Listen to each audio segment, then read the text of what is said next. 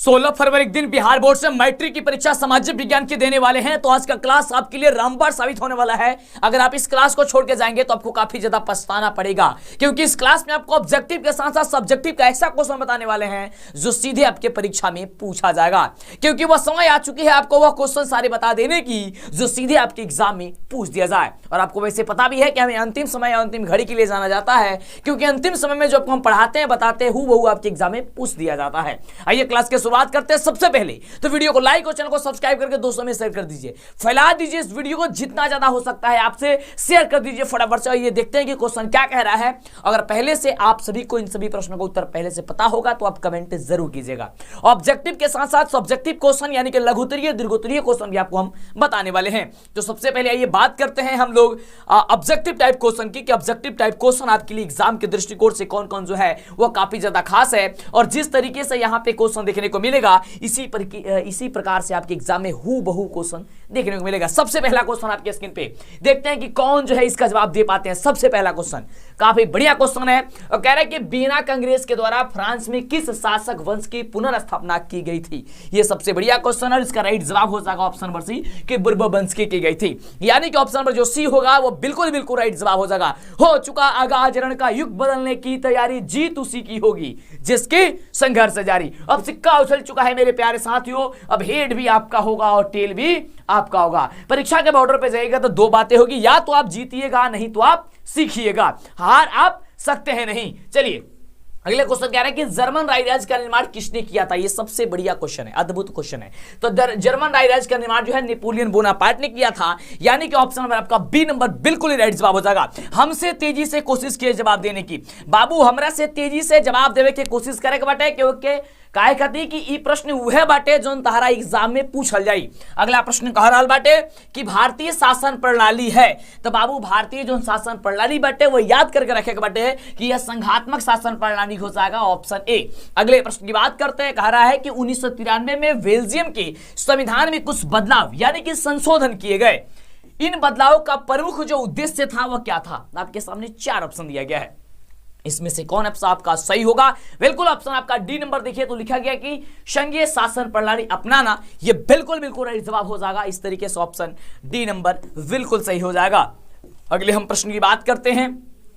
अगला प्रश्न आपके स्क्रीन पे बड़ा ही बढ़िया प्रश्न है और कह रहा है कि मारियान किस देश के राष्ट्रवाद का प्रतीक थी। ये बहुत बढ़िया क्वेश्चन है और इसका राइट जवाब हो जाएगी फ्रांस की।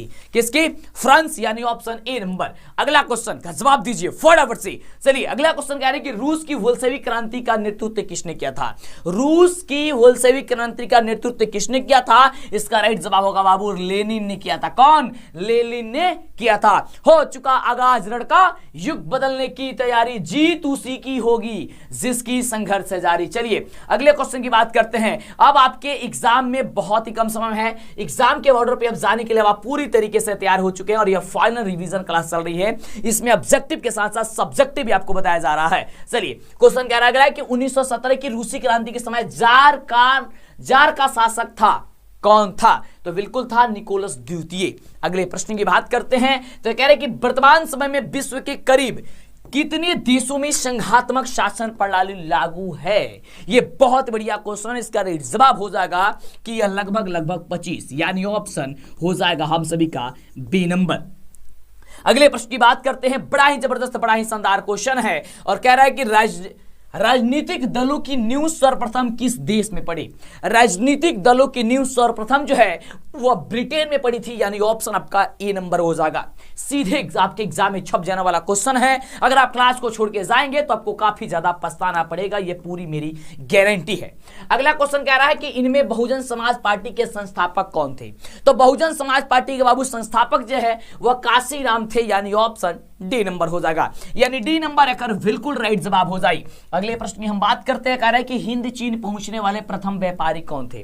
तो बाबू हिंद चीन पहुंचे वाला सबसे पहला ये व्यापारी थे पुर्तगाली, यानी ऑप्शन सी नंबर होगा। हमसे तेजी से जवाब देने की कोशिश कीजिए, क्योंकि अब आपका रिवीजन चल रहा है और यह फाइनल रिवीजन आपको करके एकदम बिहार बोर्ड की परीक्षा में एकदम आपको धमाल मचाना है। अगला प्रश्न कह रहा है कि अंकोरवाट का मंदिर कहां स्थित है। बाबू अंकोरवाट का जो मंदिर स्थित है वह कंबोडिया में स्थित है, यानी ऑप्शन आपका डी नंबर होगा। अगला कह रहा है कि किस तिथि को पूर्ण स्वतंत्रता दिवस घोषित किया गया, तो वह पूर्ण स्वतंत्रता दिवस घोषित किया गया था 26 जनवरी 1930 ईस्वी को, यानी ऑप्शन बी नंबर होगा। अगले प्रश्न की बात करें तो अगला प्रश्न आपके स्क्रीन पे ये रहा और कह रहा है कि भारत का सबसे पुराना, क्वेश्चन है कि भारत का सबसे पुराना राजनीतिक दल कौन है। बाबू राजनीतिक दल, सबसे पुराना राजनीतिक दल बाटे वो कांग्रेस है। कौन है? हाथ छाप कांग्रेस है, यानी ऑप्शन डी नंबर। अगला प्रश्न कह रहा है कि लोकतंत्र का सर्वोत्तम गुण क्या है। बाबू लोकतंत्र के जो सर्वोत्तम गुण बाटे उ बा नागरिकों की गरिमा में वृद्धि करना, यानी ऑप्शन बी नंबर। अगले हम प्रश्न की बात करते हैं तो अगला प्रश्न आपके स्क्रीन पे है और प्रश्न हम सभी का कह रहा है कि लोकतंत्र जनता का, जनता के द्वारा और जनता के लिए ही शासन है। यह बहुत ही अद्भुत क्वेश्चन है, सीधे एग्जाम में छप जाने वाला क्वेश्चन है। कह रहा है कि लोकतंत्र जनता का, जनता के द्वारा जनता के लिए शासन है। यह कथन जो है वह किसकी है, तो यह कथन जो थी वह अब्राहम लिंकन की कथन थी, यानी ऑप्शन आपका सी नंबर हो जाएगा। ठीक ना, क्या हो जाएगा? ऑप्शन आपका सी नंबर हो जाएगा। हो चुका आगाज जनगणना का बाबू। चलिए अगले क्वेश्चन की बात करते हैं। अब सिक्का उछल चुका है, हेड भी आपका होगा और टेल भी आपका होगा। अगला क्वेश्चन कह रहे कि राष्ट्रीय स्वयंसेवक संघ की स्थापना कब और किसने की थी। तो राष्ट्रीय स्वयंसेवक संघ की स्थापना जो थी वह 1925 की केवी हेडगवार ने किया था, यानी ऑप्शन बी नंबर होगा। अगले प्रश्न की बात कर रहे हैं कि वेदों की ओर लौटो का नारा किसने दिया। वेदों की ओर लौटो का नारा दिए थे दयानंद सरस्वती जी ने, यानी ऑप्शन ए नंबर होगा। अगले प्रश्न की बात करते हैं, काली मृदा का दूसरा नाम क्या है। और यह प्रश्न इस वर्ष आपके एग्जाम में 101% गारंटी है कि पूछा जा सकता है, वह प्रथम पाली हो या द्वितीय पाली हो। तो इसका राइट जवाब हो जाएगा कि उसे रेगुर मृदा कहा जाता है। कौन सा मृदा? रेगुर मृदा कहा जाता है, यानी ऑप्शन आपका बी नंबर होगा। अगले प्रश्न की हम बात करते हैं तो प्रश्न हम सभी का कह रहा है, बहुत ही बढ़िया क्वेश्चन है कि सन 1854 ईस्वी सर्वप्रथम कपड़ा मिल कहां खोला गया था। 1854 ईस्वी में सर्वप्रथम कपड़ा जो मिल बटे वो खुल गए रहे बंबई में, यानी ऑप्शन आपका सी नंबर होगा। अगले हम प्रश्न की बात करें तो कह रहा है कि हाँ, असम्मानित लोकतंत्र मैं तुझे प्यार करता हूं, यह कथन किसकी है। यह कथन थी एडवर्ड कारपेंटर की, यानी ऑप्शन बी नंबर। याद कर रखना, दिमाग में बैठा लेना है। अगला क्वेश्चन है कि लोकतंत्र के मार्ग में सबसे बड़ी बाधा क्या है। तो लोकतंत्र के मार्ग में जो सबसे बड़ी बाधा बाटे वह जातिवाद एवं क्षेत्रवाद है, ऑप्शन डी नंबर होगा। अगले हम प्रश्न की यदि बात करें तो अगला प्रश्न आपके लिए बड़ा ही अद्भुत प्रश्न ये रहा और देखते हैं प्रश्न का जवाब क्या आप दे पाते हैं या नहीं दे पाते हैं, क्योंकि यह वही सभी प्रश्न है जो आपके एग्जाम में हूबहू पूछा जाएगा। एक एक प्रश्न आपके लिए अद्भुत है, रामबाण है। प्रश्न कुछ यूं कह रहा है, प्रश्न है कि निम्नलिखित में किस देश की महिलाएं आज भी मताधिकार से वंचित है। वो देश में कौन सी महिला, कह रहा है कि निम्नलिखित में किस देश की महिलाएं आज भी मताधिकार से वंचित है। बाबू वो हो जाएगा आपका सऊदी अरब। सऊदी अरब में आज भी महिलाएं जो है मत का, यानी कि अपने वोट का उनको अधिकार प्राप्त नहीं है, वो वोट नहीं डाल सकती है। अगला है कि औद्योगिक क्रांति सर्वप्रथम किस देश में हुई। औद्योगिक क्रांति बाबू जन भई रहे वो सर्वप्रथम इंग्लैंड में भई रहे, यानी ऑप्शन हो जाएगा ए नंबर। अगला प्रश्न है कि पटना में गोल घर का निर्माण किस वर्ष किया गया। ये क्वेश्चन आपके एग्जाम में बिल्कुल पूछा जाता है। तो पटना में गोल घर का जो निर्माण किया गया था वो 1786 में किया गया था। अगर यह आपसे कोई पूछे कि पटना में गोल घर का निर्माण किस लिए किया गया था, तो अनाज के भंडारण के लिए किया गया था। ये बात जरूर याद कर रखना, क्योंकि इसके अलावा वो भी क्वेश्चन आपको छप सकता है आपके एग्जाम में, तो याद करके जरूर रखना। अगले हम प्रश्न की बात करते हैं तो प्रश्न कह रहा है क्या अंग्रेज यात्री शल्फ फीच ने पटना की यात्रा किस वर्ष की थी। याद करके रखना, इसका राइट जवाब होगा 1856 ईस्वी, ऑप्शन ए नंबर। अगला है कि अमेरिकी मुद्रा का नाम क्या है। तो बाबू अमेरिकी मुद्रा के जो नाम बाटे वो डॉलर है, यानी ऑप्शन बी नंबर हो जाएगा। क्या हो जाएगा? B number. अस्थायी कृषि के प्रभाव से कैसा जमाव संभव है। ये क्वेश्चन सबसे इंपॉर्टेंट है, तो संपत्ति, यानी ऑप्शन ए नंबर होगा। अगले हम प्रश्न की बात करें, बिल्कुल बात करते हैं, क्योंकि समय आपके पास काफी कम है, मेरे पास भी काफी कम है, क्योंकि आपको बहुत सारा चीज पढ़ना है, हमें बहुत सारा चीज पढ़ाना है। अगला क्वेश्चन कह रहा है कि एक अर्थव्यवस्था का सृजन होता है। एक अर्थव्यवस्था का जो सृजन है वो किसके द्वारा होता है। तो प्राकृतिक संसाधनों से, भौतिक संसाधनों से, मानवीय संसाधन से। उपयुक्त डी नंबर हो जाएगा आपका राइट जवाब। क्या होगा? तो सर डी नंबर बिल्कुल ही सही जवाब होगा। अगला है कि अर्थव्यवस्थाओं के मुख्य प्रकार क्या है। यानी अर्थव्यवस्था जो बाटे वो क प्रकार के बाटे, तो 3 प्रकार की अर्थव्यवस्था है। कितने प्रकार के? 3 प्रकार की अर्थव्यवस्था है। चलिए अगले हम प्रश्न की बात करते हैं। अगला प्रश्न कह रहा है कि इनमें से मिश्रित अर्थव्यवस्था किस कौन से देश में है? तो बाबू हमने के सब केहू जानते हैं कि मिश्रित जो अर्थव्यवस्था बाटे जन साम्यवादी पूंजी और आपका पूंजीवादी अर्थव्यवस्था और साम्यवादी अर्थव्यवस्था का मिश्रण होता है और उसी को कहते हैं मिश्रित अर्थव्यवस्था। और मिश्रित अर्थव्यवस्था हम लोगों का भारत देश में है। ये बात याद करके बिल्कुल रखना, क्योंकि इस वर्ष आपके एग्जाम में मिश्रित अर्थव्यवस्था से क्वेश्चन बिल्कुल उठाया जाएगा। अगला क्वेश्चन कह रहा है कि राष्ट्रीय आय में सम्मिलित रहती है। बाबू राष्ट्रीय आय में सम्मिलित कौन चीज रहेला? तो राष्ट्रीय आय में सम्मिलित जो है सकल ये घरेलू उत्पादों की आय और विदेशों से प्राप्त आय, ये दोनों हो जाएगा। ऑप्शन आपका सी नंबर होगा। अगला है मिस्र का निवासी कौन था? तो बाबू मिस्र के निवासी जो है था वो कौन था? वो आपका सिकंदर था, यानी ऑप्शन बी नंबर होगा। अगले हम प्रश्न की बात करते हैं कि अगला प्रश्न हम सभी का क्या कह रहा है। कह रहे कि रेशम मार्ग कहां से आरंभ होता था? रेशम मार्ग, तो बाबू याद कर रखना है रेशम मार्ग अपना चीन से होता था, यानी ऑप्शन आपका बी नंबर होगा। अगले प्रश्न की बात करते हैं, फटाफट से जवाब दीजिए। अगला प्रश्न आपके लिए बहुत ही अद्भुत प्रश्न है। कह रहे कि आधुनिक भारतीय प्रेस प्रारंभ 1766 में किसके द्वारा किया गया? ये बहुत ही बढ़िया क्वेश्चन है। इसका राइट जवाब होगा विलियम वुल्स के द्वारा, यानी ऑप्शन ए नंबर। और बने रहना है पूरे क्लास में, क्योंकि आपको ऑब्जेक्टिव के साथ साथ सब्जेक्टिव की फाइनल रिवीजन चलाई जा रही है। और फाइनल रिवीजन अगर आप कर लेते हैं तो समझिए आप एग्जाम में तहलका मचा देंगे, धमाल मचा देंगे। अगला है इंग्लैंड में मुद्रण कला का प्रचार किसने किया? इंग्लैंड में जो मुद्रण कला है उसका प्रचार कैस्टर ने किया था, यानी ऑप्शन सी होगा। अगला प्रश्न है कि भारत की राष्ट्रीय आय का सर्वप्रथम अनुमान लगाया गया था, तो कौन लगाया था? तो दादा भाई नौरोजी ने लगाया था। ऑप्शन देखते हैं कहां है, तो ऑप्शन नंबर आपका डी नंबर है कि दादा भाई नौरोजी ने लगाया था। अगला है कि पूंजी का निर्माण होता है। तो बाबू जो पूंजी का निर्माण है वह बचत के द्वारा होता है। जितनी आपकी बचत होगी उतनी ही आपके पास पूंजी होगी। अगर मान लीजिए कि आप 10 रुपया कमाते हैं या 50,000 कमाते हैं, तो 50,000 में अगर आप 40,000 रुपये 45,000 की बचत करते हैं, तभी तो आपकी आय आपकी पूंजी की निर्माण होगी, यानी कि आपकी पूंजी बढ़ेगी। अगर आप 50,000 कमाते हैं और 50 के 50 खा जाते हैं, फिर पूंजी गया खत्म, या उससे ज्यादा खर्चा कर लेते हैं कर्जा लेकर के, फिर भी आपका पूंजी खत्म हो जाएगी। अगला प्रश्न कह रहे साख का अर्थ क्या है? बाबू साख के अर्थ होला विश्वास करे खातिर। विश्वास, साख का अर्थ होता क्या है? विश्वास करना और ऋण लौटाने की क्षमता, ये दोनों हो जाएगा। तो ऑप्शन आपका ए और बी दोनों हो जाएगा, अर्थात ऑप्शन हम लोग का कुल मिलाकर सी नंबर होगा। क्लियर? साख के मतलब होला विश्वास ओकरे पे होई जे ऋण लौटा दे, यानी कि जे कर्जा दे दे। कर्जा अगर ले ले बैठे वो कर्जा दे दी, तबे तो विश्वास जती ना कि हाँ आप बहुत अच्छे इंसान हैं, आप पैसा लेके जाते हैं, उधार लेके जाते हैं, तो आप उस चीज को रिटर्न कर देते हैं। तो ही आपका है विश्वास करना या ऋण लौटाने की क्षमता। आपके पास क्षमता है तभी तो आप पे विश्वास करेंगे हम, बिल्कुल। चलिए अगला है कि व्यावसायिक बैंकों का राष्ट्रीयकरण किया गया।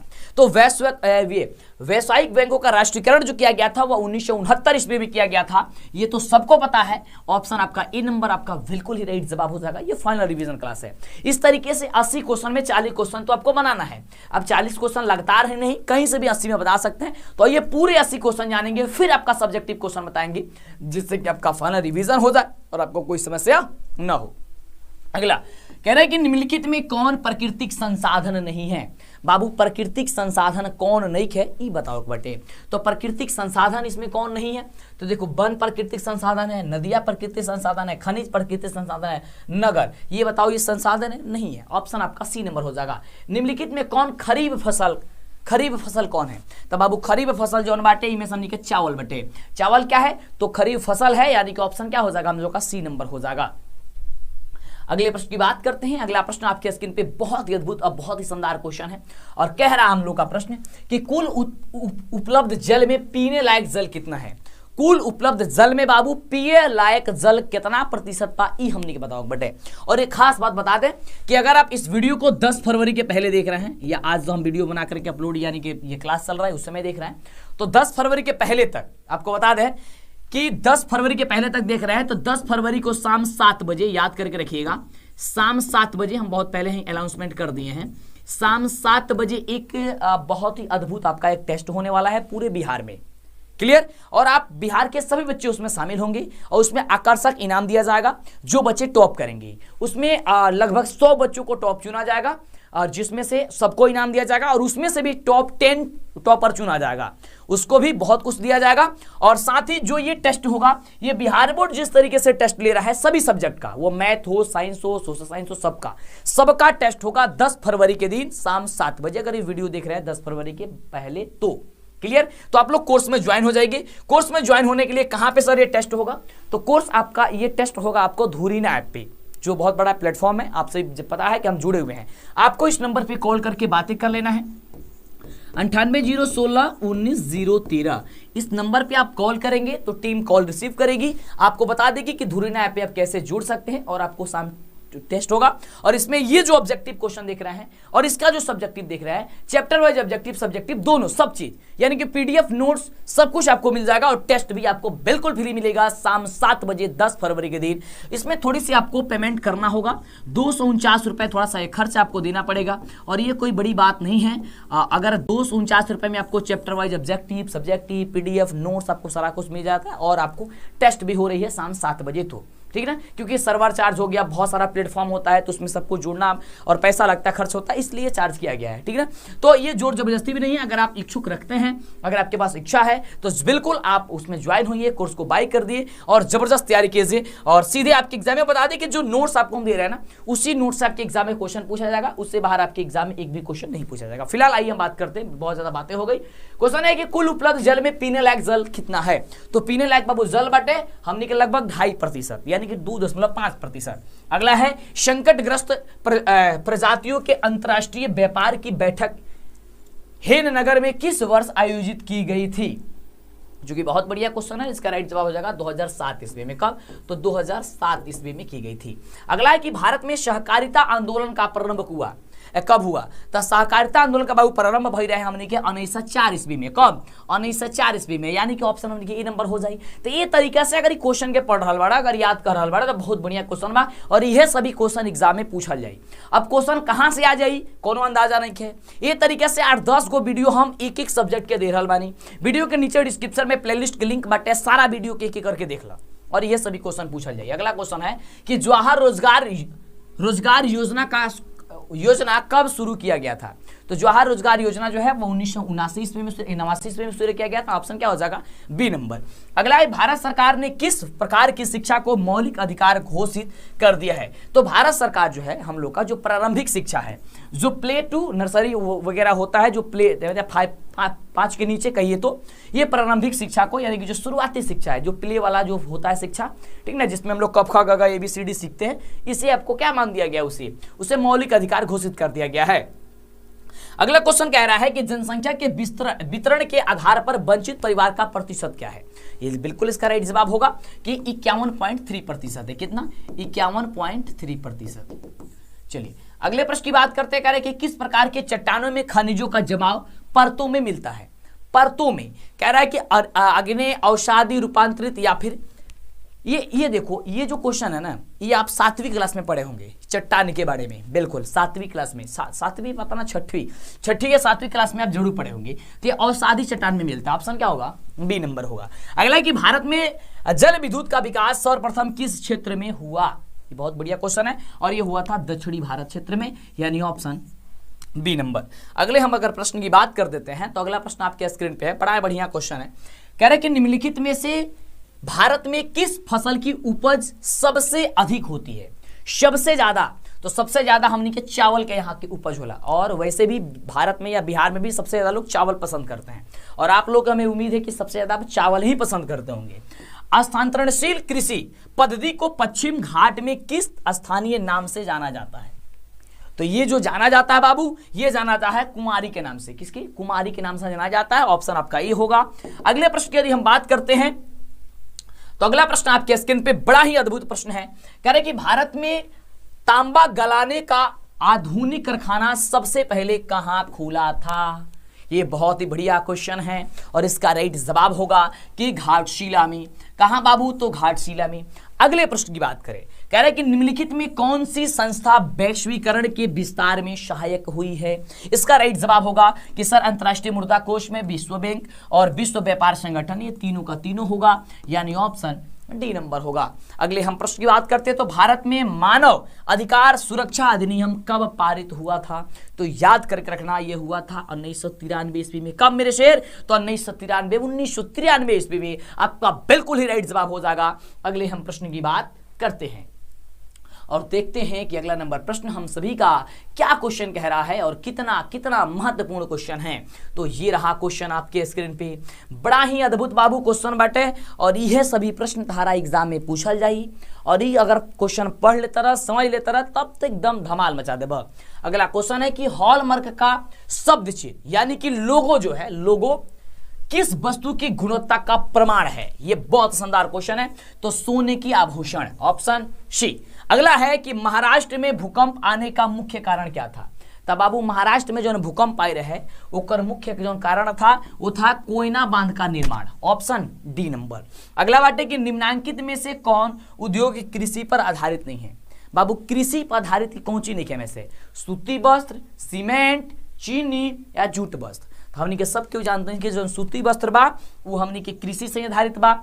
जो चीनी बा, चीनी के मिला गन्ना से प्राप्त होता है, ये भी कृषि से है। जूट से प्राप्त होता है, जूट वस्त्र, ये भी कृषि से। लेकिन सीमेंट जो है ये कृषि से संबंधित नहीं है, यानी ऑप्शन आपका भी होगा। बने रहना है हमारे साथ क्योंकि आपको ऑब्जेक्टिव के साथ सब्जेक्टिव की भी विशेष तैयारी, यहाँ पे फाइनल रिवीजन क्लास अब चल रही है। बस अब आपको एग्जाम देने जाना है, क्लियर, ये समझ के रखिए। अगला है कि मुंबई अंतरराष्ट्रीय हवाई पतन का नया नाम क्या है? इसका नया जो नाम है वह है क्या थी? बहुत बढ़िया क्वेश्चन है कि छत्रपति शिवाजी हवाई पतन। अगले प्रश्न की बात करते हैं कि इनमें सबसे दक्षिणी पतन कौन है? बाबू इनमें सबसे दक्षिणी पतन कौन बटे? तो दक्षिणी पतन जो है आपका तूतीकोरिन है, यानी ऑप्शन आपका सी होगा। अगला है बिहार के जूट उत्पादन में क्या हुई है? तो बाबू बिहार के जूट उत्पादन में क्या भइल बटे? सबसे ज्यादा गिरावट भइल बटे, यानी ऑप्शन आपका बी होगा। अगला बाढ़ क्या है? बाबू बाढ़, तो याद करके रखना, बाढ़ जो है वो एक प्राकृतिक आपदा है। क्या है बाबू? बाढ़ आपका एक प्राकृतिक आपदा है। कौन? बाढ़ प्राकृतिक आपदा है। क्यों? क्योंकि ये अपने आप घटित होता है। अगला क्वेश्चन कह रहल बाटे कि सुनामी किस स्थान पर आता है? जो सुनामी बाटे वो कौन स्थान पावेला? हमनी के सब क्यों जानते हैं कि समुद्र में आवेला। क्या वाला? समुद्र में आता है। अगला भारत में कितने प्रतिशत भूमि भूकंप प्रभावित है? तो इसका राइट जवाब होगा लगभग 54%। अगला बिहार में तंबाकू उत्पादन क्षेत्र कौन है? तो बिहार में जो तंबाकू उत्पादन क्षेत्र बाटे वो गंगा का उत्तरी मैदान है, ऑप्शन ए। अगला प्रश्न कह रहा है कि प्राकृतिक मानचित्र में मरुभूमि को किस नाम से किस रंग से प्रदर्शित किया गया है?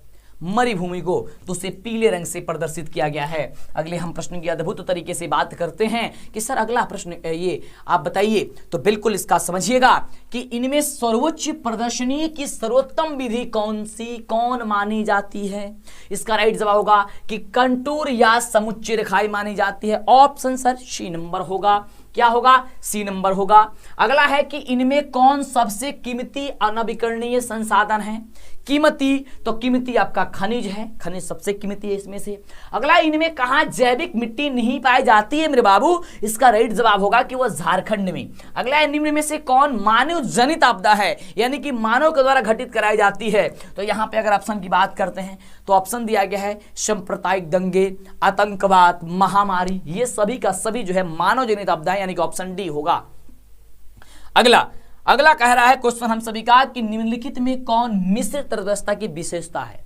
मिश्रित अर्थव्यवस्था की विशेषता कौन बटे? इसे बताओ बटे। तो निजी क्षेत्र, सार्वजनिक क्षेत्र या फिर आर्थिक नियोजन, ये तीनों का तीनों होगा, ऑप्शन आपका डी होगा। ऑप्शन क्या होगा सर? डी होगा। निम्नलिखित में से कौन सा संस्थान भारत में मुद्रा जारी करने के लिए अधिकृत है? मुद्रा जारी करने के लिए जो है रिजर्व बैंक ऑफ इंडिया है, जो किसे हम लोग आरबीआई कहते हैं। किसको? RBI, reserve bank of India. चलिए अगले हम प्रश्न की यदि बात करें तो अगला प्रश्न आपके स्क्रीन पे बने रहिए हमारे साथ, क्योंकि अब शुरुआत करेंगे हम आपके सब्जेक्टिव क्वेश्चन की।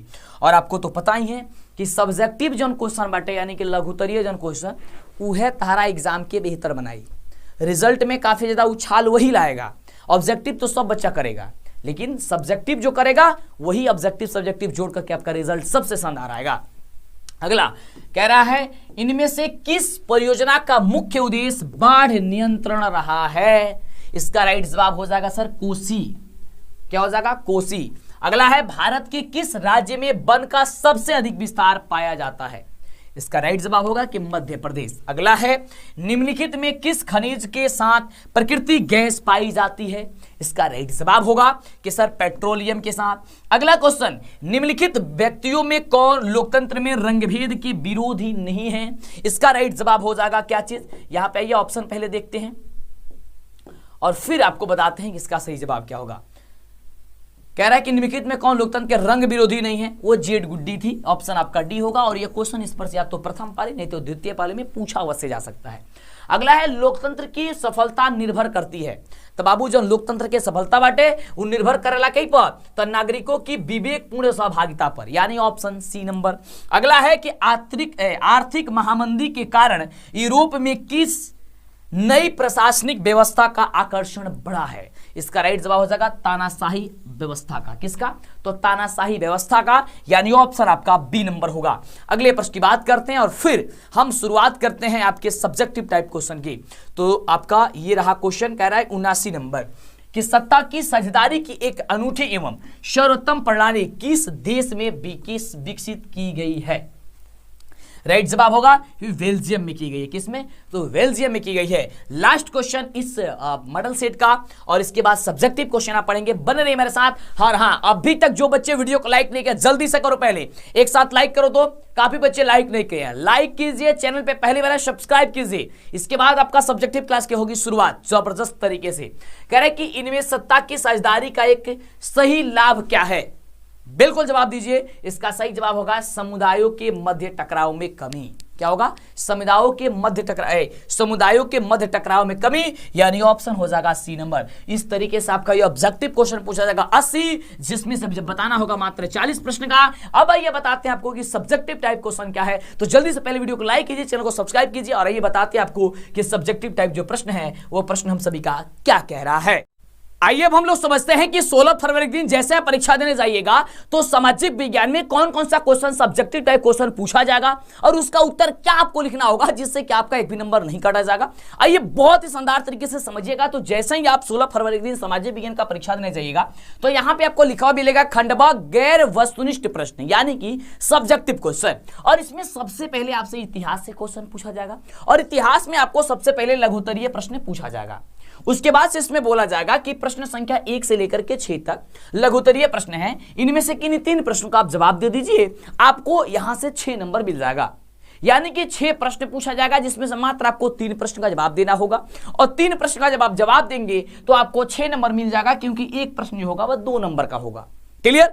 अब आइए समझते हैं कि कौन कौन सा वह क्वेश्चन है, क्योंकि अंतिम समय में अंतिम घड़ी में जो आपको बताया जाता है, समझाया जाता है, वह सीधे आपके एग्जाम में पूछा जाता है। तो हम अब तो ये भी कहते हैं कि आप हमें जांच कीजिए कि जो आपको हम पढ़ा रहे हैं, बता रहे हैं, वो क्या आपके एग्जाम में 100% पूछा जाता है ये नहीं। बिल्कुल पिछले वर्षों का क्वेश्चन पेपर उठाइए, आप हमें जांच भी कर सकते हैं। फिलहाल आइए देखते हैं कि क्वेश्चन क्या कह रहा है। अगला क्वेश्चन मतलब कि सबसे पहला क्वेश्चन कह रहा है कि गैरिबाल्डी के कार्यों की चर्चा कीजिए कि जो गैरिबाल्डी था उसका कार्य क्या था। और ये आप भी जानते हैं कि क्वेश्चन कितना ज्यादा खास है। सो इसका उत्तर क्या होगा, इसको कैसे लिखना होगा। हो सकता है कि आप इसका उत्तर कुछ और भी जानते होंगे, लेकिन ठीक है, आप वो भी अपने मन से लिख रहे हैं या फिर कहीं से पढ़े हुए हैं या हम आपको जो बता रहे हैं उसमें आप उसे ऐड करना चाहते हैं, जो अच्छा बात लगता है आप उसे, या जिस भी तरीके से आपको याद करना ही करना पड़ेगा। देखिए इसका आंसर क्या होता है।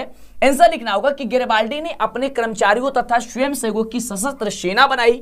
उसके बाद उसने अपने सैनिकों को लेकर के इटली के प्रांत जो सिसिली तथा नेपल्स है ना, उस पे उन्होंने आक्रमण कर दिया। क्लियर? ये बात आपको एग्जाम में ये स्पष्ट रूप से आपको वहां पे लिख देना होगा। क्लियर? और देखिए आपको हम सबसे पहले बता दें, देखिए एग्जाम में आपको टीचर्स को ये समझाना होता है कि आप कितने ज्यादा टैलेंट है, आप किसी क्वेश्चन को कितने अच्छे से बखूबी तरीके से समझा पाते हैं।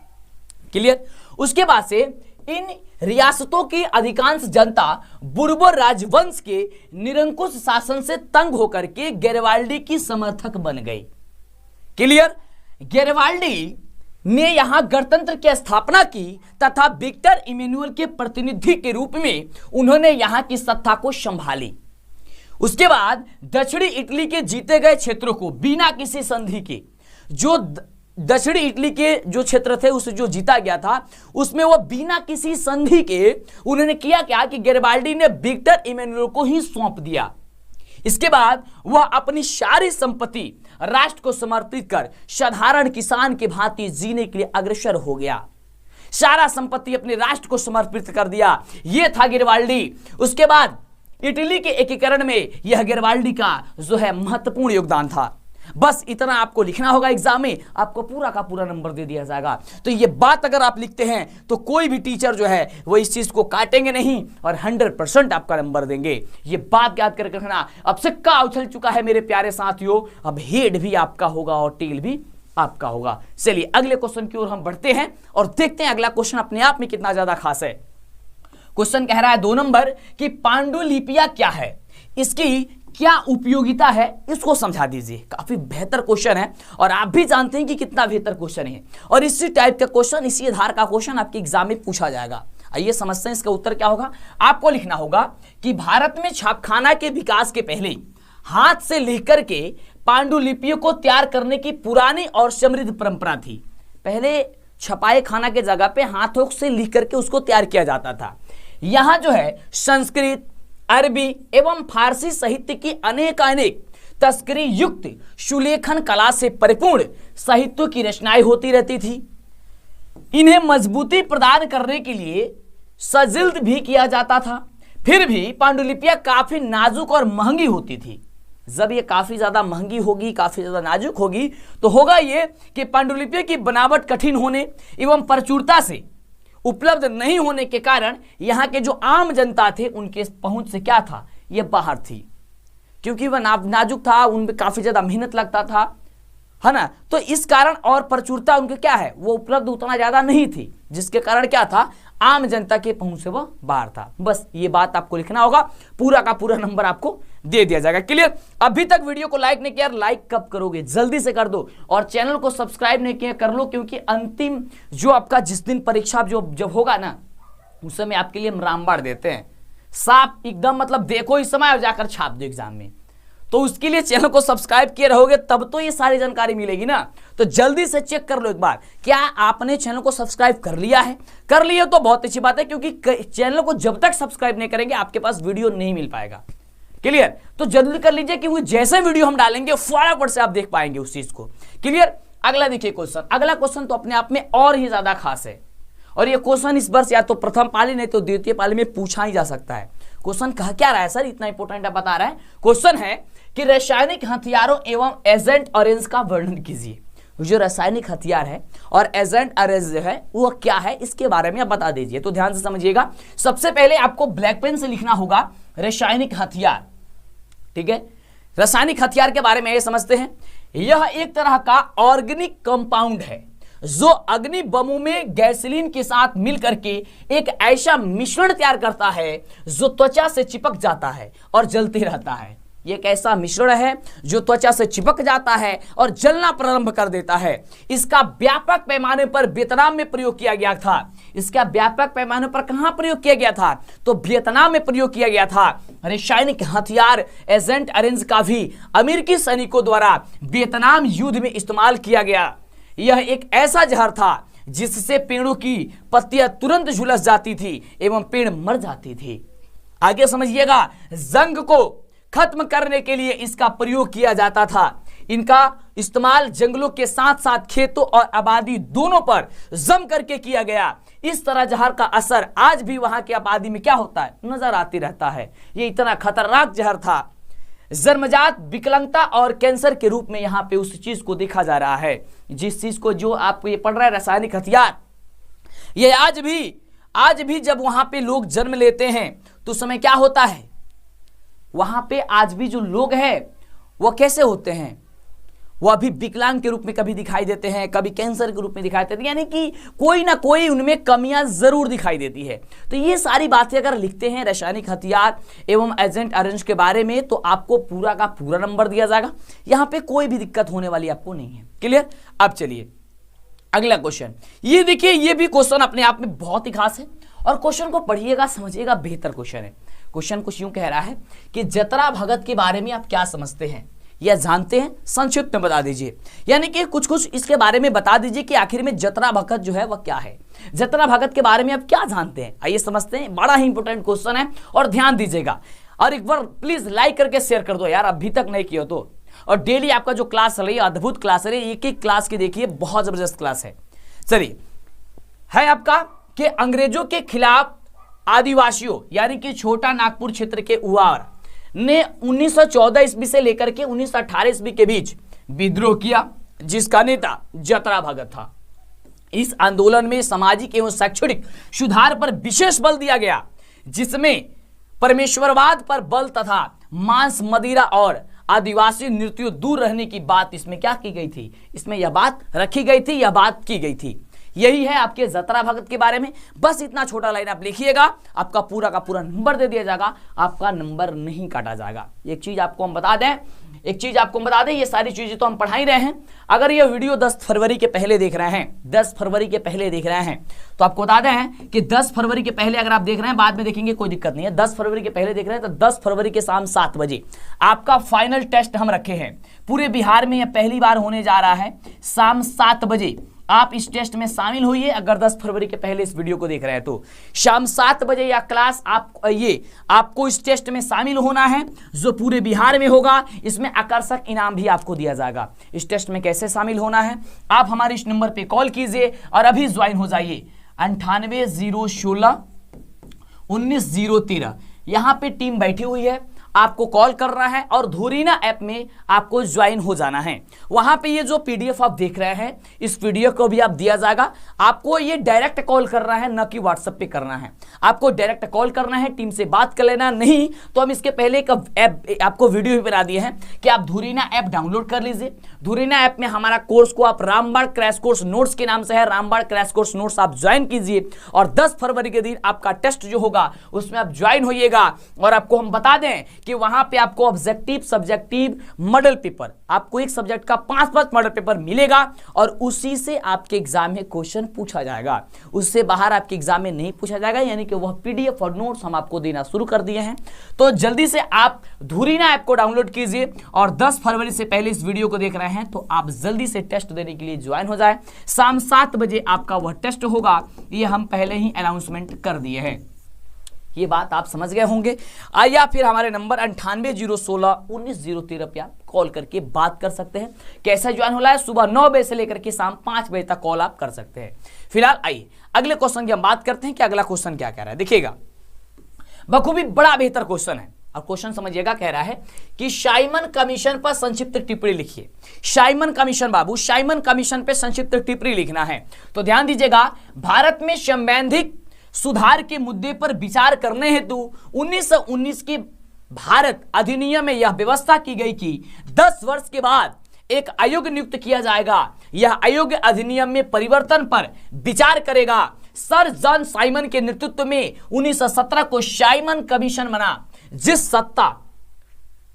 7 सदस्यीय आयोग का गठन किया गया उसमें एक भी भारतीय नहीं था। भारत के स्वशासन के संबंध में निर्णय विदेशियों द्वारा किया जा रहा था। फलतः 3 फरवरी 1928 को बंबई पहुंचने पर साइमन कमीशन का पूरे भारत में विरोध हुआ और जनता संघर्षरत हो गई। बस ये बात आपको लिखना है साइमन कमीशन के बारे में और आपका पूरा का पूरा नंबर आपको दे दिया जाएगा। तो याद रहेगा ना, इस क्वेश्चन को आप बखूबी बेहतर तरीके से याद करके रखिएगा, नहीं तो अगर क्लास को छोड़ के जाएंगे फिर दिक्कत हो जाएगा। और ज्यादा से ज्यादा बच्चों को इस क्लास से जोड़िए, इस चैनल से जोड़िए, क्योंकि आप ही हैं जो अपने माता पिता के ये आपको जो उम्मीद लगा करके बैठे हुए हैं आपसे, वो आपको उसको बरकरार कर सकते हैं। लाखों छात्र उम्मीद, लाखों माँ बाप जो है आपके हैं, वो जितने भी बच्चे हैं उनके सभी माँ बाप क्या है, आपसे उम्मीद लगा कर बैठे हुए कि आप बेहतर से बेहतर कर पाइएगा। और जब ये सारी चीजें आपको अंतिम समय में दिया जा रहा है तो क्यों इससे आप अपरिचित नहीं हैं। आप जरूर क्लास में ज्वाइन हुए, जरूर देखिए, है ना। क्योंकि देखिए, परीक्षा के बॉर्डर पर जाइएगा, 2 बातें होगी मेरे बाबू। एक पहला, या तो आप जीतिएगा, नहीं तो आप सीखिएगा। आप हारिएगा नहीं और हम आपको हारने देंगे नहीं। जब आपके साथ हैं हम, जब आपके कदमों से कदम मिला करके हम चल रहे हैं। कोई समस्या होती है, हम आपको खुद कहते हैं कि आप हमें नीचे कमेंट करके बताइए, क्योंकि जब तक आप हमें कमेंट करके नहीं बताइएगा हमको पता नहीं चलेगा कि आपको दिक्कत क्या है। मन की बातों को मन में दबा करके नहीं रखना है, आप हमसे शेयर जरूर करिएगा। अगले क्वेश्चन की बात करते हैं कि आर्थिक तथा प्रशासनिक संदर्भ में ग्रामीण तथा नगरीय बनावट के दो प्रमुख आधार क्या है? ये दो प्रमुख आधार बताना है। 6 नंबर प्रश्न है ये। लघुत्तरीय में 6 प्रश्न में आपको 3 प्रश्न का जवाब देना है, लेकिन पढ़ना तो आज अभी आपको सभी है, क्योंकि कहीं से भी क्वेश्चन उठ सकता है आपके एग्जाम में। फिलहाल इसका आंसर क्या होगा, ध्यान दीजिएगा कि आर्थिक तथा प्रशासनिक संदर्भ में ग्रामीण तथा नगरीय व्यवस्था के दो प्रमुख आधार हैं। पहला आधार जनसंख्या का घनत्व तथा कृषि आधारित आर्थिक क्रियाओं का अनुपात, यानी कि शहरों में जनसंख्या का घनत्व अधिक होता है, जबकि कृषि आधारित आर्थिक क्रियाओं का अनुपात गांवों में अधिक होता है। हम लोग जानते हैं शहर में जनसंख्या ज्यादा होता है, लेकिन गांव में क्या होता है, कृषि से जुड़ा हुआ सारी चीजें अधिक होती है। क्लियर? तो ये आपका आर्थिक तथा प्रशासनिक संदर्भ में ग्रामीण तथा नगरीय, यानी कि जो शहर के हैं वे दो चीजें हैं। अब इसके बाद से आपको बता दें, आपके एग्जाम में दीर्घ उत्तरीय प्रश्न पूछा जाएगा। क्लियर? कौन सा प्रश्न पूछा जाएगा? तो दीर्घ उत्तरीय प्रश्न पूछा जाएगा। यह दीर्घ उत्तरीय प्रश्न क्वेश्चन नंबर 7 और क्वेश्चन नंबर 8 दो क्वेश्चन पूछा जाएगा। 2 क्वेश्चन में से एक क्वेश्चन का आपको जवाब देना होगा, और यह एक क्वेश्चन बनाइएगा तो एक क्वेश्चन 4 नंबर का होगा। यह बहुत ही खास होगा। फिलहाल यह इतिहास का दीर्घ उत्तरीय क्वेश्चन है। अभी हम जब लघुत्तरीय पढ़ रहे हैं, लघुत्तरीय बता रहे हैं, तो सोच रहे हैं पहले लघुत्तरीय ही कंप्लीट करें, फिर दीर्घ उत्तरीय पे हम चर्चा करेंगे। क्लियर है? बिल्कुल। तो आइए इसके बाद हम पढ़ेंगे लघुत्तरीय क्वेश्चन में। अब हम लोग जो 7 नंबर और 8 नंबर क्वेश्चन वो दीर्घोत्तरीय रहेगा। अब 9 नंबर जो क्वेश्चन पूछा जाएगा वो राजनीतिक विज्ञान से होगा। जिस तरीके से यहाँ पे शो कर रहा है ना, दिख रहे हैं आप, इसी प्रकार से यार एग्जाम में क्वेश्चन पूछा जाएगा, ये गारंटी है। जिस तरीके से जितने नंबर क्वेश्चन हम बोल रहे हैं कि इतने नंबर पे क्वेश्चन इतिहास का रहेगा, इतने नंबर क्वेश्चन पे आपको लोकतांत्रिक शास्त्र का रहेगा, इतने नंबर पे अर्थव्यवस्था का रहेगा, इतने नंबर पे आपदा का क्वेश्चन रहेगा, वो हूबहू रहेगा। ठीक है? चलिए अगला क्वेश्चन। तो यहाँ पे निर्देश देगा कि 9 से लेकर के 12 तक के कुछ लघुत्तरीय प्रश्न हैं, जिनमें 2 प्रश्नों का उत्तर देना है, और प्रत्येक प्रश्न जो होगी वो उसके 2 नंबर रहेगा। यानी कि यहाँ पे आपको 4 प्रश्न पूछा जाएगा, और किसमें? राजनीतिक विज्ञान में, और 4 प्रश्न में मात्र 2 का जवाब देना है। क्लियर है? आइए समझते हैं कि कौन कौन सा क्वेश्चन है, और आपको याद करके रखना है। तो देखिए ध्यान से, क्वेश्चन है 9 नंबर क्वेश्चन कि किन्हीं 2 प्रावधानों का जिक्र करें जो भारत को धर्मनिरपेक्ष देश बनाते हैं। बहुत ही शानदार क्वेश्चन है, अद्भुत क्वेश्चन है। कह रहा है कि किन्हीं 2 प्रावधानों का जिक्र करें, वो 2 प्रावधान कौन है? ये प्रावधान कौन है जो कि भारत को धर्मनिरपेक्ष जो है वो बनाते हैं? आपको लिखना होगा, हमारे संविधान में धर्मनिरपेक्ष समाज की स्थापना हेतु निम्नलिखित प्रावधान किए गए हैं। वो पहला प्रावधान की अगर हम बात करते हैं तो पहला है कि भारत में किसी भी धर्म को राजकीय धर्म के रूप में स्वीकार नहीं किया गया है। श्रीलंका में बौद्ध धर्म, पाकिस्तान में इस्लाम और ब्रिटेन में ईसाई धर्म को राजकीय धर्म का दर्जा दिया गया है, किंतु भारत का संविधान किसी भी धर्म को विशेष दर्जा नहीं देता है। और ये सबसे बढ़िया है कि यह धर्मनिरपेक्षता में सबसे महत्वपूर्ण ये है, और आपके लिए बहुत बनाता है। देखिए हम भारत में हैं, कोई भी ऐसा नहीं ना है कि हमारे संविधान में कोई भी देश को, कोई भी आपका धर्म को राजकीय धर्म के रूप में नहीं माना गया है। यहाँ पे सभी लोग रहते हैं, लेकिन पाकिस्तान हो गई, श्रीलंका हो गई, श्रीलंका में बौद्ध धर्म है, पाकिस्तान में इस्लाम है, तो इस तरीके से ब्रिटेन में क्या है, ईसाई लोग हैं, तो वहां पे इसे राजकीय रूप में माना गया है, लेकिन भारत में ऐसा नहीं। बस ये बात लिखना होगा। दूसरा चीज क्या है समझिएगा, आइए देखते हैं दूसरा। तो ध्यान दीजिएगा, दूसरा है कि संविधान में हर नागरिक को यह स्वतंत्रता दी गई है कि वो अपने विश्वास से वह किसी भी धर्म को अंगीकार कर सकता है। इसके आधार पर उसे किसी भी अवसर से वंचित नहीं किया जा सकता है। यह संविधान में बताया गया है कि आप जिस भी धर्म से हैं, जो भी धर्म आप ग्रहण कर रहे हैं, आप कर सकते हैं, आप स्वतंत्र है, किसी का रोक टोक नहीं है, आपको सब चीज वहां पे दिया जाएगा। ये बात है, और यही चीज आपको लिखना होगा एग्जाम में, और पूरा का पूरा आपको नंबर आपको छाप के आना है। बिल्कुल। चलिए अब सिक्का उछल चुका है मेरे प्यारे साथियों, अब हेड भी आपका होगा और टेल भी आपका होगा। चलिए परीक्षा के बॉर्डर पे जब जा रहे हैं तो डरना नहीं बाबू, लड़ना है, क्योंकि अब सिक्का बार बार बोलते हैं कि उछल चुका है, अब तो हेड भी आपका होगा और टेल भी आपका होगा। चलिए अगला क्वेश्चन कह रहे हैं कि लोकतंत्र में विरोधी पक्ष की भूमिका का उल्लेख कीजिए। जो लोकतंत्र है ना, उसमें विरोधी पक्ष के उल्लेख करना हमको। आइए समझते हैं और देखते हैं कि क्या क्या विरोधी पक्ष है।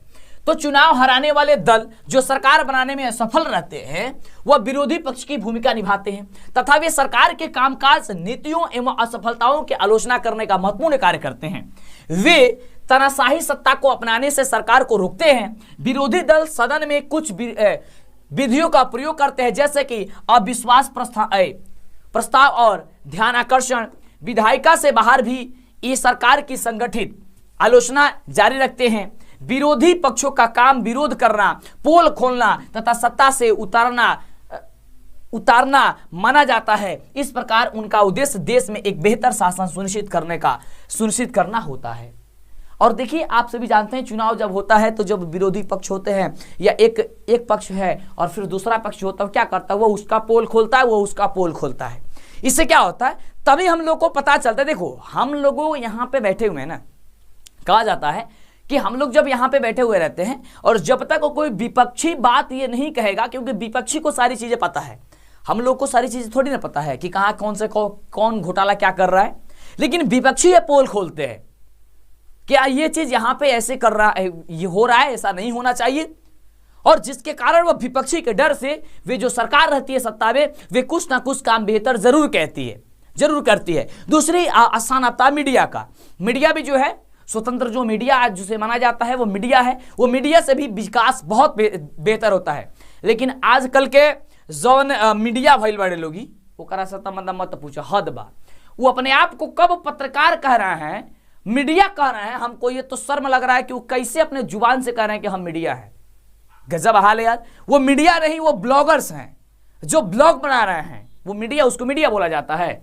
मीडिया है जो आज तक टीवी पे है, जो एबीपी टीवी पे है, जो न्यूज 18 पे है, वे लोग मीडिया के रूप में हैं। ये ले लिए माइक और यूट्यूब चैनल खोल लिए और किसी के सामने माइक घुसेड़ दिए। एक गजब हाल है यार। कौन सा मीडिया का काम है आपका? अरे ऐसा मीडिया कैसे ऐसे कर दिया आप? मीडिया का मतलब, मीडिया जो है, मीडिया ये होना चाहिए कि आपको हंसाते खिलाते में ऐसा सवाल दागे आपसे कि आप मजबूर होकर के उस चीज को उगल दें, आप कह दें। ये चीज होना चाहिए।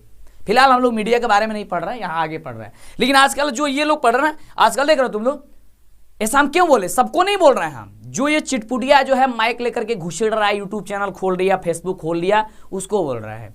ये क्या कर रहा है? खेसारी क्या बोला, पवन सिंह क्या बोला है, ये कौन सा गाना गा दिया, वो कौन सा, में इतना ट्रेंड चल रहा है। गजब हाल है यार। तुम लोग भोजपुरी को आगे लेके जा रहे हैं कि तुम लोग पीछे लेके जा रहा है। कहता है सब हम अश्लीलता खत्म कर रहे हैं, घंटा खत्म कर रहा है। तुम अश्लीलता बढ़ा रहा है। अगर हम सिंगर हैं और हम गा रहे हैं तो हमारे चैनल पे सब्सक्राइबर अगर 2 लाख है, मेरे व्यूज जो है 2 लाख या 3 लाख जाते हैं, लेकिन तुम आकर के मेरे सामने माइक घुसेड़ करके बोल रहा है तो उसका मेरा व्यूज तो डबल नहीं, ट्रिपल चौपल हो जाता है। मतलब एकदम दुगुना तिगुना हो जाता है मेरा व्यूज। इसका मतलब ये कि बढ़ाने का काम आप करते हैं। जब आप कीचड़ पे पत्थर फेंकिएगा ना, कीचड़ पे, तो वह आप पे जरूर पड़ेगा। कीचड़ है तो आपको उसमें जाने की क्या जरूरत है, आपको फेंकने की क्या जरूरत है। जब वो गधे लोग हैं जिनको बार बार समझाया जा रहा है कि ये काम मत करो, फिर भी वो वही चीज कर रहा है, वो तो सोच रहा है कि हम गलत करेंगे तो हमारे पास सामने मीडिया आएगा, हम हाईलाइट हो जाएंगे। और अपने आप को पता ना कौन कौन स्टार समझता है, हमको खुद समझ में नहीं आता है। खूब मन कहता है कि हम ये स्टार है तो वो स्टार है। ऐसा स्टार का नाम हम जब सुनते हैं ना तो दिमाग इधर से इधर घूम जाता है। अपने आप से जो मन करे तो कह दो। गजब हाल है। मतलब फिलहाल आइए, हम लोग उस चीज पे बात नहीं कर रहे हैं। आइए हम लोग क्वेश्चन अगला करें कि पंचायती राज के उद्देश्य का उल्लेख करें।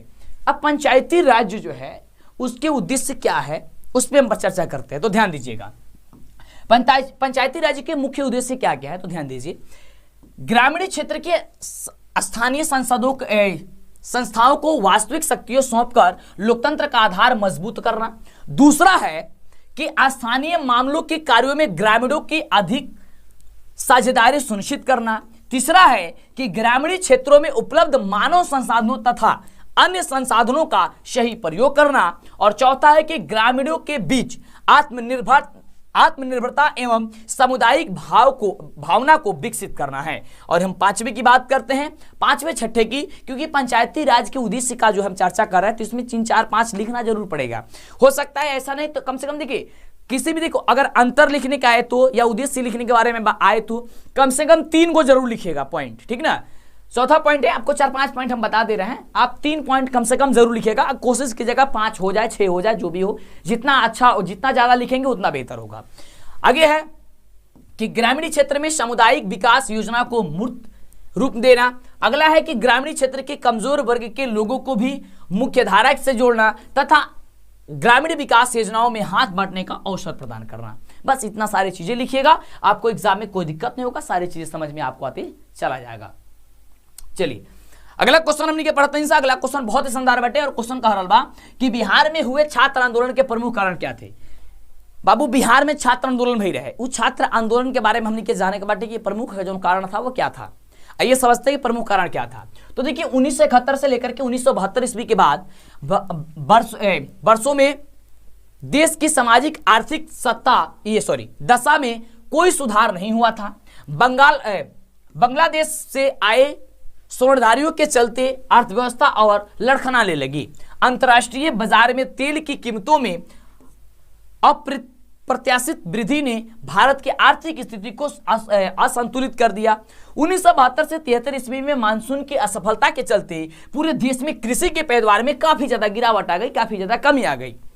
परिणाम स्वरूप पूरे देश में असंतोष का माहौल था। मार्च 1974 ईस्वी में प्रदेश में बेरोजगारी और भ्रष्टाचार एवं खाद्यान्न की कमी तथा कीमतों में हुई अप्रत्याशित वृद्धि के चलते बिहार के छात्रों ने सरकार के विरुद्ध आंदोलन छेड़ दिया।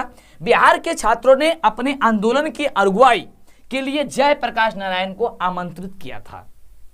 यानी कुल मिलाकर के बात करें तो बिहार में जो छात्र आंदोलन हुआ था उसमें जयप्रकाश नारायण जो है वह उनके क्या थे, वह विशेष रूप से यानी कि उन्हीं के नेतृत्व में ये चीज हुआ था। क्लियर हो गया। तो ये सारी चीजें अगर आप लिखते हैं तो आपको कोई दिक्कत नहीं होगा और सारी चीजें आपको एग्जाम में दिक्कत नहीं होगा और सब कुछ आपको धीरे धीरे सब कुछ आपको आसानी से मतलब कि आपको नंबर भी दिया जाएगा। अब आइए बात करते हैं, इसके बाद आपको पूछा जाएगा इसमें दीर्घ उत्तरीय क्वेश्चन, ठीक ना। चलिए तो यहां पे दीर्घ उत्तरीय क्वेश्चन को छोड़ करके हम लोग सबसे पहले लघु उत्तरीय क्वेश्चन की बात कर रहे हैं, ठीक ना। चलिए आइए तो ध्यान दीजिएगा, यहां अब अर्थव्यवस्था के बारे में समझेंगे। तो ये क्वेश्चन वेट कीजिए, थोड़ा जूम करते हैं। अब चलिए यहां पे अब क्वेश्चन आएगा आपका अर्थशास्त्र से। इसके पहले हमने इतिहास और राजनीतिक शास्त्र दो चीज पे बात कर ली। अब जो इकोनॉमिक्स है यानी कि जो अर्थशास्त्र है इससे क्वेश्चन पूछा जाएगा लघु उत्तरीय, जो प्रश्न संख्या 15 से लेकर के 18 के बीच में रहेगा और ये बोलेगा कि इसमें से लघु उत्तरीय प्रश्न दिया गया है, इन्हीं दो प्रश्न का उत्तर दे दें। प्रत्येक प्रश्न के लिए 2 अंक जो है निर्धारित कर दिया गया है, यानी कि इसमें भी 4 गो प्रश्न पूछल जाई, 4 गो प्रश्न में से मात्र 2 गो प्रश्न का जवाब दे दो बटे और ये तरीके से 4 नंबर मिल जाए, ठीक बा। चले के हम बात करते हैं कि क्वेश्चन कौन कौन सा बाटे और काफी ज्यादा अद्भुत प्रश्न है। मैं बार बार कहता हूं कि अगर क्लास को आप छोड़ के जाएंगे, क्लास के छोड़ के जाइएगा तो फिर दिक्कत हो जाए, क्योंकि अंतिम समय में ई उहे क्वेश्चन बताओ जा रहा बा जन क्वेश्चन परीक्षा में 100% पूछल जाए, ठीक बा। अब देखिए ये आपको भी पढ़ते पढ़ते अंदाजा लग रहा होगा कि ये क्वेश्चन बेहतर है। मिश्रित अर्थव्यवस्था बेहतर है ना, बिल्कुल। तो सबसे पहले अगर हम पूछे आपसे कि मिश्रित अर्थव्यवस्था कहां है, अगर हम पूछें कि मिश्रित अर्थव्यवस्था जो है अर्थव्यवस्था कहां है, कौन से देश में है, मतलब कि कौन से देश में, ठीक ना। तो कहीं के कौन से देश है, तो सर भारत देश, जो हम लोग का भारत देश है, इंडिया जो है वह हम लोग का भारत देश में क्या है, वो आपका मिश्रित अर्थव्यवस्था है। अब आखिर मिश्रित अर्थव्यवस्था क्या है इसके बारे में समझना जरूरी है। हम तो कह दिए कि मिश्रित अर्थव्यवस्था भारत में है, लेकिन आखिर में ये क्या है, क्या लिखना होगा अगर एग्जाम में आ जाएगा तो लिखना होगा आपको कि मिश्रित अर्थव्यवस्था पूंजीवादी तथा समाजवादी अर्थव्यवस्था का मिश्रण होता है। जो मिश्रित अर्थव्यवस्था है वो कौन कौन सी, तो पूंजीवादी जो अर्थव्यवस्था है कौन सा, तो पूंजीवादी, ये लिखना होगा पूंजीवादी तथा समाजवादी, यानी कि पूंजीवादी और समाजवादी के मिश्रण को, यानी कि दोनों का जब मिलावट होता है तो मिश्रित अर्थव्यवस्था का निर्माण हो जाता है। क्लियर, किसका निर्माण होता है, मिश्रित अर्थव्यवस्था का निर्माण हो जाता है। क्लियर, जहां उत्पादन के साधनों में ध्यान दीजिएगा, एक बार और समझिएगा कि मिश्रित अर्थव्यवस्था पूंजीवादी तथा समाजवादी अर्थव्यवस्था का मिश्रण है। मिश्रित अर्थव्यवस्था वह अर्थव्यवस्था है जहां उत्पादनों के साधनों में क्या होता है, ध्यान दीजिएगा, जहां उत्पादनों के साधनों का सरकार तथा निजी व्यक्तियों का दोनों के पास होता है। भारत एक मिश्रित अर्थव्यवस्था वाला देश है। यह अर्थव्यवस्था पूंजीवादी एवं समाजवादी के बीच का रास्ता है। यानी कि अगर हम कुल मिलाकर के बात करें मिश्रित अर्थव्यवस्था की, तो जो पूंजीवादी अर्थव्यवस्था है और जो समाजवादी अर्थव्यवस्था है, ये दोनों का मिलापन, यानी कि दोनों से ये मिल करके ये दोनों का मिश्रण ही हम लोग का क्या कहलाता है, मिश्रित अर्थव्यवस्था कहलाता है। और जो मिश्रित अर्थव्यवस्था है वो हम लोग का भारत में ही है। क्लियर, ये समझिएगा। चलिए, तो ये चीजें अगर आप लिखते हैं तो आपको बेहतर अंक मिलेगा, कोई दिक्कत नहीं है। और देखिए, ये आपको सारी चीजें आपको ये रिवीजन कराया जा रहा है, और रिवीजन के मकसद से क्या होता है कि बस आपको थोड़ा मोड़ा बातें आपको समझा दिया जाए, आपको ये इंडिकेट कर दिया जाए, आपको ये बता दिया जाए कि किस टाइप के क्वेश्चन कहाँ से क्वेश्चन आपको उठाए जा रहे हैं एग्जाम में, जिससे आपको कुछ अनुभव हो जाए। अब ऐसा नहीं कि अगर एक ही टॉपिक के बारे में, जैसे मिश्रित अर्थव्यवस्था है, अब इसके बारे में लगे बताने तो बहुत सारा समय लग जाएगा, तो फिर आपका समय बर्बाद होगा, क्योंकि एक ही क्वेश्चन में आपका ज्यादा हो जाएगा। इसलिए हम कह रहे हैं कि आपका रिवीजन क्लास है ये।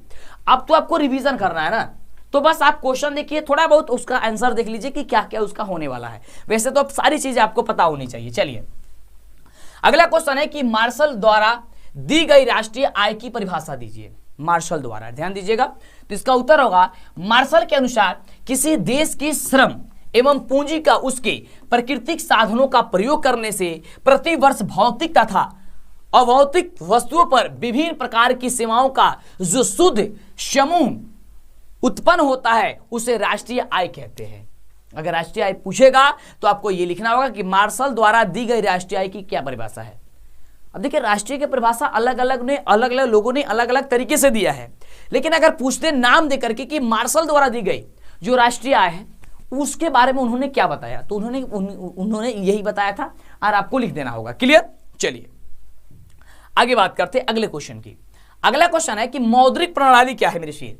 अब देखो, ये क्वेश्चन बहुत बढ़िया है। मौद्रिक प्रणाली जो आपके एग्जाम में 101% गारंटी है कि पूछा ही जा सकता है, तो ध्यान दीजिएगा इसका उत्तर क्या होगा। इसलिए बोलते हैं बार बार क्लास के छोड़ के जाओगे फिर दिक्कत हो जाएगा, तो क्लास के छोड़ के नहीं जाएंगे, पूरा तरीके से बना रहेगा बटे। चला, क्वेश्चन है कि मौद्रिक प्रणाली, तो ध्यान दीजिएगा कि मौद्रिक प्रणाली में विनिमय का सारा कार्य मुद्रा की सहायता से होता है।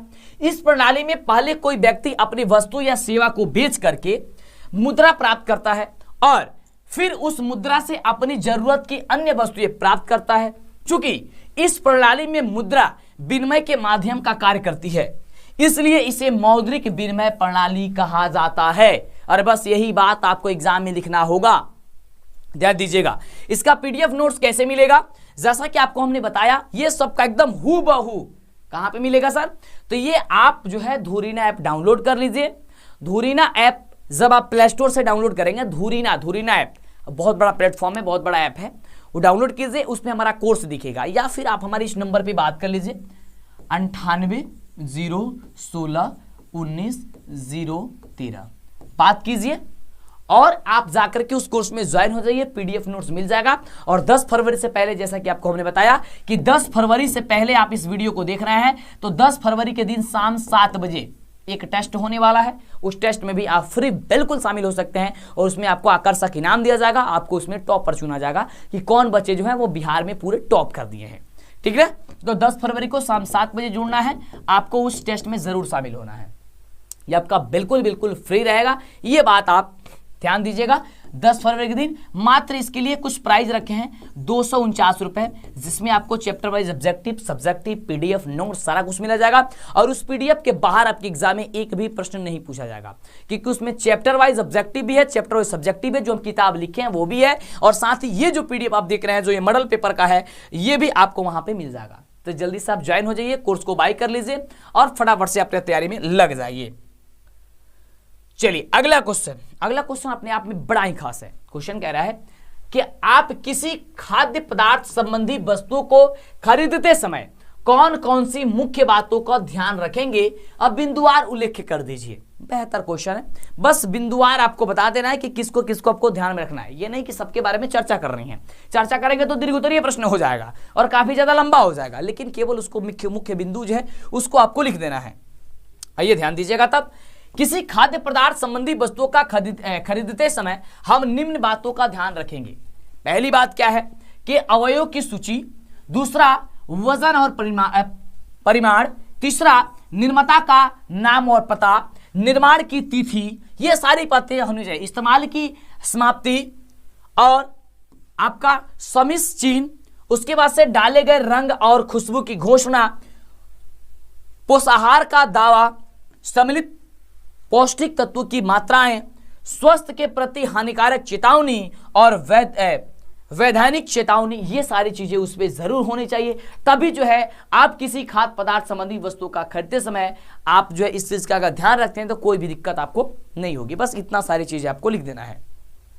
इसके बाद से इसमें आपको दीर्घ उत्तरीय क्वेश्चन पूछा जाएगा जो क्वेश्चन नंबर 19 और क्वेश्चन नंबर 20 होगा। इसमें से मात्र आपको एक प्रश्न का जवाब देना होगा। और ये क्वेश्चन याद कर लीजिए, ये क्वेश्चन आपके एग्जाम में जरूर पूछा जाएगा। बिहार के पिछड़ेपन को दूर करने का उपाय, या बिहार में पिछड़ापन किस प्रकार से मतलब कैसे हुई है, इसके बारे में भी आपके एग्जाम में पूछा जा सकता है। क्लियर?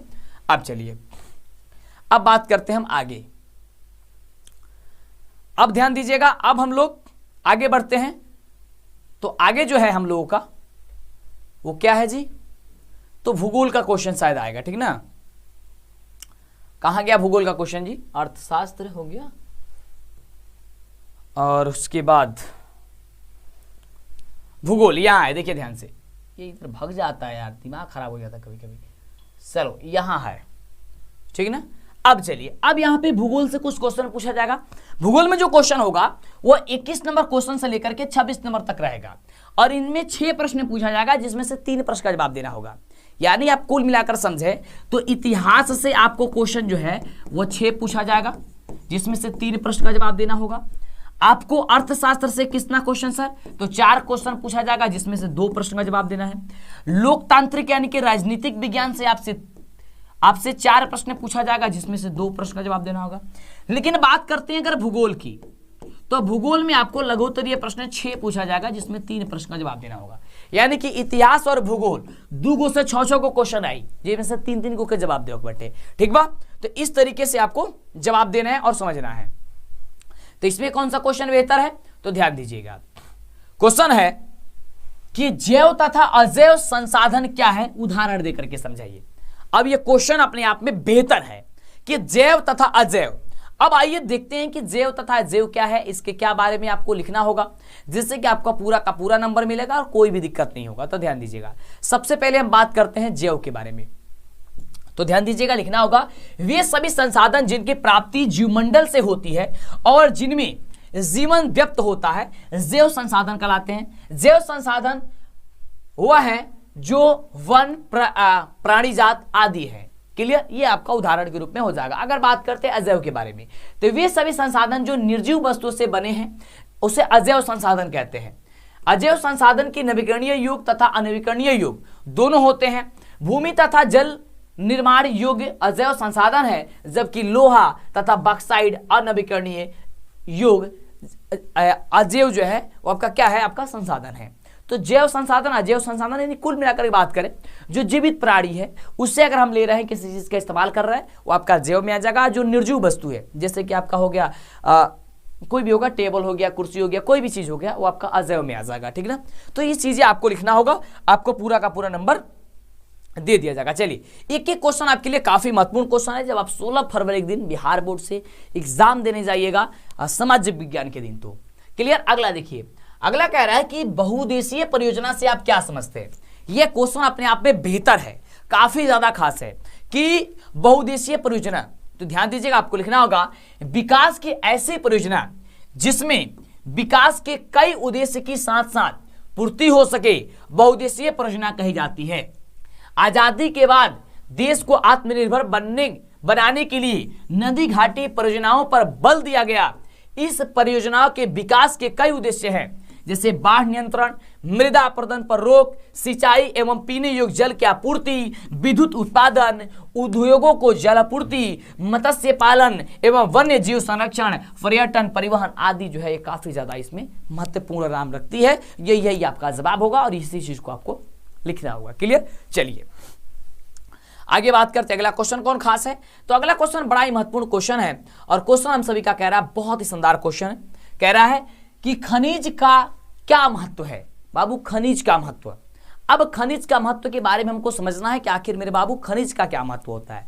तो ध्यान दीजिएगा, खनिज हमारे जीवन अथवा अर्थव्यवस्था के लिए एक अनिवार्य अंग है, क्योंकि हर चीज जो हम इस्तेमाल करते हैं, एक छोटी सुई से लेकर के एक बड़ी इमारत तक या फिर एक बड़ा जहाज आदि, सभी क्या है, खनिज से ही बने हैं। दूसरा कि खनिजों के निर्यात से देश विदेशी मुद्रा अर्जित करता है।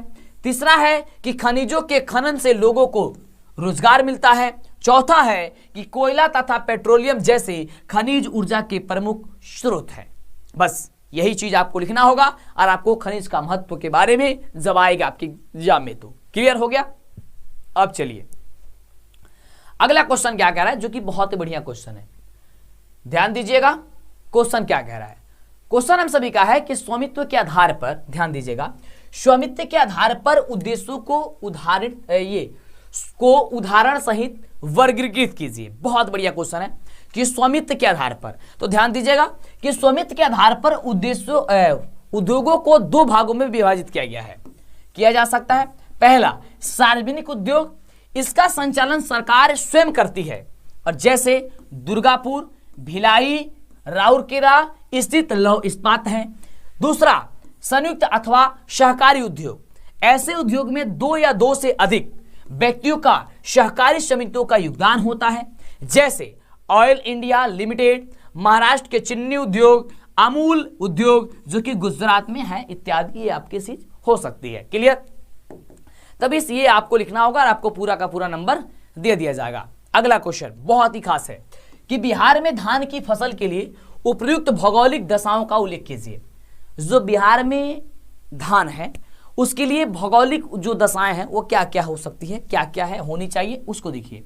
तो बिहार में धान की फसल के लिए भौगोलिक दशाएं क्या है, तो उष्णार्द्र जलवायु, दूसरा तापमान 22 डिग्री से लेकर के 32 डिग्री सेल्सियस के बीच होनी चाहिए, वर्षा 150 सेंटीमीटर से लेकर के 300 सेंटीमीटर तक होनी चाहिए, चौथा मिट्टी जलोढ़ और चिकनी होनी चाहिए, पांचवा बुआई जून से अगस्त और कटाई सितंबर से नवंबर के बीच में हो जानी चाहिए। और यही होता है, बिहार से आप जुड़े हैं और धान की खेती से आप जुड़े हैं तो आपको सारी चीजें ये पता है, इसको बताने की कोई जरूरत नहीं है, आप अपने मन से भी इसको लिख सकते हैं। अगला है क्वेश्चन बहुत ही खास है कि बिहार में अत्यंत कम घनत्व वाले जिले कौन कौन से हैं। बाबू सबसे कम घनत्व वाला जिला कौन कौन बाटे, ये हमने बताओ बटे, बहुत बढ़िया क्वेश्चन है। तो बिहार में अत्यंत कम घनत्व वाले जिले क्रमशः है पश्चिम चंपारण, बांका, जमुई और कैमूर। इन जिलों में जनसंख्या घनत्व प्राय 600 व्यक्ति प्रति वर्ग किलोमीटर से भी कम पाया जाता है, यानी 1 किलोमीटर में लगभग 600 से भी कम लोग पाए जाते हैं। ये कहां का बात है, तो बांका की, पश्चिमी चंपारण है, जमुई और कैमूर की बात है। यहाँ पे आप किस डिस्ट्रिक्ट से जुड़े हैं आप हमें नीचे कमेंट करेंगे, बड़ी खुशी होगी। कमेंट करते रहिए, बताते रहिए कि आप लोग कहां से जुड़े हुए हैं। इसके बाद आता है 27 और 28 नंबर क्वेश्चन, आपका दीर्घ उत्तरीय प्रश्न है, ठीक ना। तो दीर्घ उत्तरीय प्रश्न आपको हम बात नहीं कर रहे हैं, पहले सबसे पहले लघु उत्तरीय की आपकी चर्चा कर रहे हैं। इसके पहले आपको यहां पे क्वेश्चन पूछा जाएगा किससे बाबू, तो आपको क्वेश्चन ध्यान दीजिएगा 27 और 28 नंबर क्वेश्चन आपको दीर्घ उत्तरीय क्वेश्चन पूछा जाएगा, ठीक ना। अब चलिए इसमें कुछ क्वेश्चन होगा आपका आपदा का, जो कि सबसे अंतिम में होगा, और इसे समझिएगा ये बहुत ही कॉमन ये आपका क्वेश्चन आता है इसमें, यानी हर साल इसमें क्वेश्चन जरूर पूछा जाता है, बार बार रिपीट किया जाता है क्योंकि इसमें ज्यादा क्वेश्चन बनते नहीं हैं और उसी क्वेश्चन को बार बार उठाया जाता है। ये क्वेश्चन नंबर 29 से लेकर के 32 तक पूछा जाएगा, जिनमें किन्हीं 3 प्रश्नों का जवाब देना होगा, यानी कि 6 को प्रश्न पूछा जाए, जिनमें से 3 को प्रश्न का जवाब देना पड़े, और प्रश्न हमेशा कौन 2 नंबर के होगी, ठीक बा। चलिए आइए समझते हैं तो आपको क्या क्या क्वेश्चन है, आइए उसे समझते हैं। अब देखिए क्वेश्चन पूछा जा सकता है आपसे कि आपदा से आप क्या समझते हैं, और सबको ही जानते हैं आपदा का मतलब कहो संकट। तो देखिए प्रकृति में घटित होने वाली वैसी प्रकृति का अथवा मानव निर्मित घटनाएं जिनके घटित होने के फलस्वरूप अधिक संख्या में मानव जीव जंतु की मृत्यु एवं प्राकृतिक संसाधनों का नुकसान हो, आपदा कहलाता है। जैसे भूकंप, बाढ़, सूखा, आतंकवाद इत्यादि। यानी कि कहे का मतलब ये बात कि अगर हम बात करते हैं आपदा, तो आपदा का मतलब हो गया संकट आना, वह मानव निर्मित आ सकता है या फिर प्राकृतिक हो सकता है। प्राकृतिक रूप में बाढ़ आ जाएगा, भूकंप हो जाएगा, मानव निर्मित हो गया, आतंकवाद आ गया, बम विस्फोट, ये सारी क्या है, ये सारा सबका सब ये आपका ये मानव निर्मित आपदा है, ठीक ना। जो प्राकृतिक रूप से घटती है, जैसे प्राकृतिक रूप में हो गया भूकंप आ गया, बाढ़ आ गया, सूखा आ गया, ये सब प्राकृतिक है। अगला क्वेश्चन बेहतर है, क्वेश्चन कह रहा है कि भूकंप के कारण सुनामी कैसे पैदा होती है, और ये क्वेश्चन देख लो एग्जाम में 100% पूछा जा सकता है। भूकंप के कारण सुनामी कैसे पैदा होती है, इसको लिखिएगा। तो देखिए समुद्र के नीचे जब भी भूकंप आता है तो उस क्षेत्र का जल अपनी सम अवस्था से विस्थापित हो जाता है। दूसरा कि समुद्र तल में विस्फोट पानी को ऊपर ढकेलता है जिससे लहर उत्पन्न होती है। तीसरा, ये लहरें 500 किलोमीटर प्रति घंटा की गति से सागर की गहराई में तेजी से बहती है। चौथा, जैसे ही ये लहरें तट के पास पहुंचती हैं तो इनकी गति कम हो जाती है परंतु इनकी ऊंचाई बढ़ जाती है। पांचवा, सुनामी तट पर बहुत अधिक शक्ति से पहुंचता है तथा मार्ग में आने वाली हर वस्तु को नष्ट कर देता है। बस ये सारी चीजें आप लिखते हैं तो आपका पूरा का पूरा नंबर दे दिया जाएगा। अगला क्वेश्चन है कि जीवन रक्षक आकस्मिक प्रबंधन से आप क्या समझते हैं? जीवन रक्षक आकस्मिक प्रबंधन क्या है इसको समझिए, ध्यान दीजिएगा, लिखना होगा। एक एक क्वेश्चन बाबू बहुत महत्वपूर्ण है, क्लास को छोड़ के जाओगे बिल्कुल बहुत ज्यादा आपको पछताना पड़ेगा। आपको लिखना होगा कि आपदा के प्रारंभ होते ही प्रभावित लोगों को आपदा से निजात दिलाने के उद्देश्य से किए जाने वाले कार्य जीवन रक्षक आकस्मिक प्रबंधन कहलाता है। इसके अंतर्गत सहायता पहुंचाने हेतु आम लोगों की एकजुटता अधिक महत्वपूर्ण मानी जाती है जिसके कारण प्रभावित लोगों के जीवन बचाने का कार्य किया जा सकता है।